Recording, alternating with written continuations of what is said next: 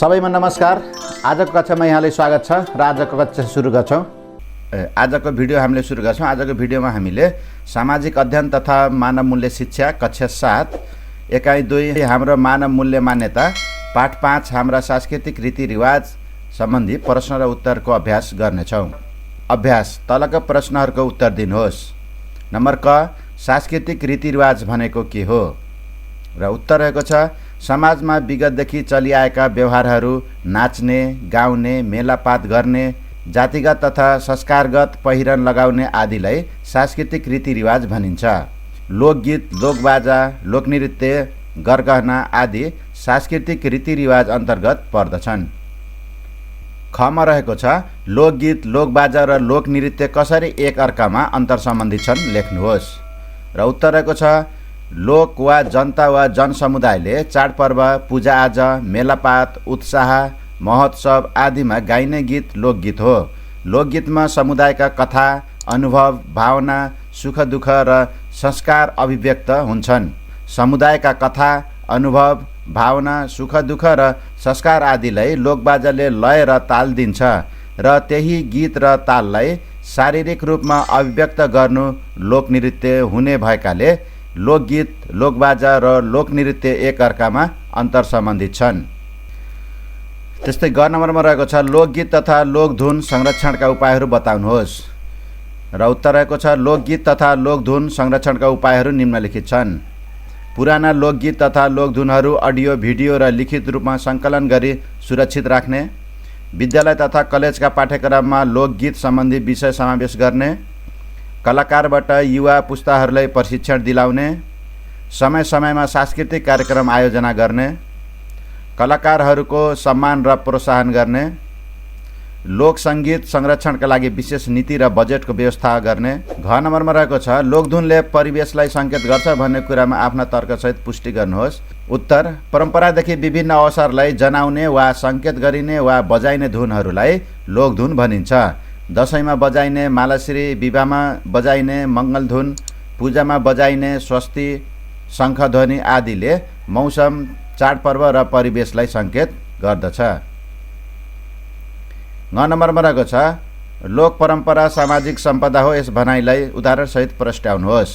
उत्तर रहेको छ, समाजका मानिसहरूले सिर्जना, अनुभव, रीतिरिवाज, चाडपर्व, संस्कार, कला र संस्कृतिको संरक्षण पुस्तौँदेखि हस्तान्तरण गर्दै आएका हुन्छन्। यसले समाजको पहिचान, एकता र संस्कृति जोगाउन मद्दत गर्ने भएकाले लोक परम्परा सामाजिक सम्पदा हो। उदाहरण: दसैँ तिहार, देउसी भैलो, विवाह संस्कार, रोपाई गीत आदि। च नम्बरमा रहेको छ, गरगहना समाजका पहिचान हुन्, यस भनाइले पुष्टि गर्नुहोस्। र उत्तर रहेको छ, गरगहना समाजका पहिचान हुन् किनभने तिनले कुनै समाजको सांस्कृतिक परम्परा, रहनसहन र जातीय विशेषता झल्काउँछन्। जस्तै थारू समुदायमा लगाइने गरगहना, हँसुली, पैसौठी आदि। यसरी विभिन्न समुदायका गरगहनाहरूको शैली फरक हुने भएकाले तिनले समाजको छुट्टै पहिचान दिन्छन्। उदाहरण: नेपाली महिलाले लगाउने तिलहरी, पोते, बुलाकी आदि। सामाजिक अध्ययन तथा मानव मूल्य शिक्षा अन्तर्गत नै हामी कक्षा 7 कै एकाइ 2 को पाठ 6 हाम्रा पहिरन र परिकार क्रियाकलाप प्रश्न र उत्तर सम्बन्धी अभ्यास गर्नेछौँ। क्रियाकलाप: आफ्नो समुदायमा प्रचलित परिकार र पहिरनको सूची तयार पार्नुहोस् भनेको छ। र उत्तर रहेको छ, मेरो समुदायमा प्रचलित परिकार र पहिरनको सूची यस प्रकार छ। थारू समुदायमा प्रचलित परिकार र पहिरनहरू छुट्टा छुट्टै छन्। परिकारको सूची यस प्रकार छ, यतापट्टि छ भने पहिरनको यतापट्टि छ। जस्तै परिकारहरूमा ढिकरी, घोगी, माछा, चिचर, ढोसा छ भने पहिरनमा धोती, कुर्ता, ब्लाउज, लेहङ्गा, चाँदीको गहना आदि रहेका छन्। त्यस्तै गरी मगर समुदायमा प्रचलित परिकार र पहिरनहरू पनि यसै गरी सूची बनाइएको छ। जस्तो परिकारहरूमा ढिँडो, गुन्द्रुक, सेलरोटी, अचार, मासुको परिकारहरू राखेको छ भने पहिरनमा दौरा सुरुवाल, टोपी, पटुका, चोली, पोते, तिलहरी यसरी चाहिँ परिकार एक साइडमा परिकार दिएको छ भने अर्को साइडमा पहिरनहरू दिएको छ। अब अभ्यास: तलका प्रश्नहरूको उत्तर दिनुहोस्। नम्बर कमा छ, पहिरन अन्तर्गत के पर्छन् सूची बनाउनुहोस्। उत्तर रहेको छ, पहिरन अन्तर्गत निम्न कुराहरू पर्दछन्: बक्खु, दोचा, दौरा सुरुवाल, भोटो, कमिज, धोती, लुङ्गी आदि। यसरी ख नम्बरमा रहेको छ, परिकारहरू स्थान, समय, जाति र धर्म अनुसार किन फरक फरक हुन्छन्? उत्तर रहेको छ हिमाली क्षेत्रमा बसोबास गर्ने मानिसहरूले सातु हालेको चिया र रिल्दुक खाने गर्छन्। पहाडमा बसोबास गर्ने धेरै जातिहरूमा विवाहको समयमा सेलरोटी एवं कसार प्रयोग गर्छन्। तराईमा बसोबास गर्ने थारू समुदायमा पिठोको ढिकरी, भक्का आदि परिकारहरू बनाउँछन्। समय मौसम अनुसार दाल भात, अचार, रोटी आदि परिकारहरू खान्छन्। त्यसैले परिकारहरू स्थान, समय, जाति र धर्मअनुसार फरक फरक हुन्छन्। ग नम्बरमा रहेको छ पहिरन र परिकारको महत्त्वलाई बुँदागत रूपमा लेख्नुहोस्। र उत्तर रहेको छ पहिरन र परिकारको महत्त्वलाई बुँदागत रूपमा निम्नानुसार प्रस्तुत गर्न सकिन्छ।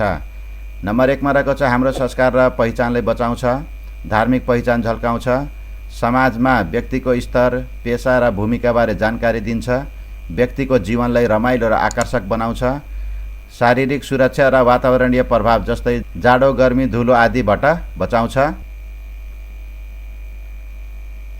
त्यसैगरी हामीले एकाइ 2 हाम्रो मानव मूल्य मान्यता अन्तर्गत पाठ 7 राष्ट्रको सम्मान र राष्ट्रियताको जगेर्ना सम्बन्धी क्रियाकलाप प्रश्न र उत्तरको अभ्यास गर्नेछौँ।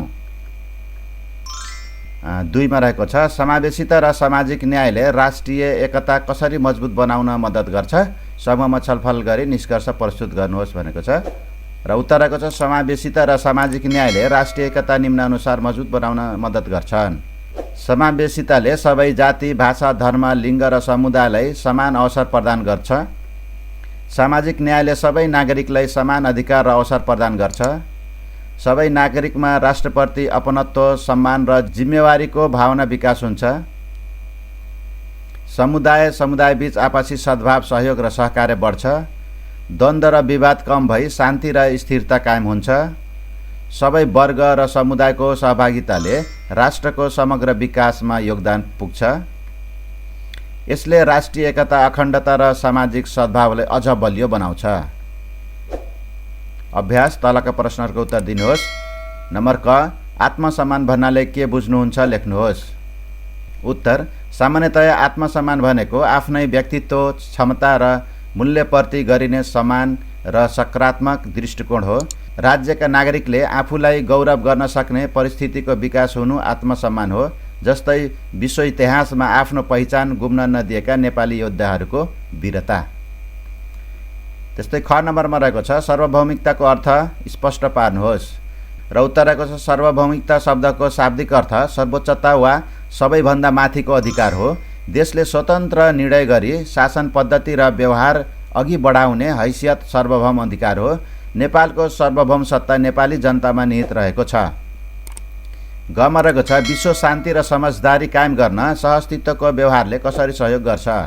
र उत्तर रहेको छ सहअस्तित्व भन्नाले अरूको हैसियत, पहिचान र उपस्थितिलाई पहिचान गर्नु हो। आफूलाई ठुलो ठान्ने, अरूको पहिचान र उपस्थितिलाई सम्मान नगर्ने आदि प्रवृत्तिले विश्वमा असमझदारी र विवाद भई द्वन्द्वको स्थिति सिर्जना हुन्छ। सबैलाई आफू सरह महत्त्व र सम्मान दिनुपर्छ। अरूको पहिचान र उपस्थितिलाई सम्मान गर्नाले सहअस्तित्वको व्यवहार बढ्छ, जसले विश्वमा शान्ति र पारस्परिक समझदारी कायम गर्न मद्दत पुर्याउन सहयोग गर्छ। घ नम्बरमा रहेको छ नागरिक बीचको एकता नै राष्ट्रिय अखण्डताको आधार हो भन्ने भनाइलाई पुष्टि गर्नुहोस्। र उत्तर रहेको छ नेपाल बहुजातीय, बहुभाषिक तथा बहुसांस्कृतिक मुलुक हो। देशको सीमाभित्र बसोबास गर्ने हामी नेपाली जुनसुकै जात, धर्म, पेशा, क्षेत्र, वर्गका भए पनि समान हैसियतका नागरिक हौँ। हामी नागरिक सधैँ मिलेर बस्नु नै राष्ट्रिय अखण्डता हो। राष्ट्रिय एकताले सबै जात, धर्म, पेशा, क्षेत्र, वर्गका नागरिकहरूको पहिचान, संस्कार, सम्मान र संरक्षणमा बल पुग्छ र राष्ट्रलाई टुक्रिन दिँदैन। त्यसैले नागरिक बीचको एकता नै राष्ट्रिय अखण्डताको आधार हो। आजको कक्षामा यति नै। आजको कक्षाबाट बिदा हुन्छु। अर्को कक्षामा पुनः भेट हुनेछ। नमस्कार।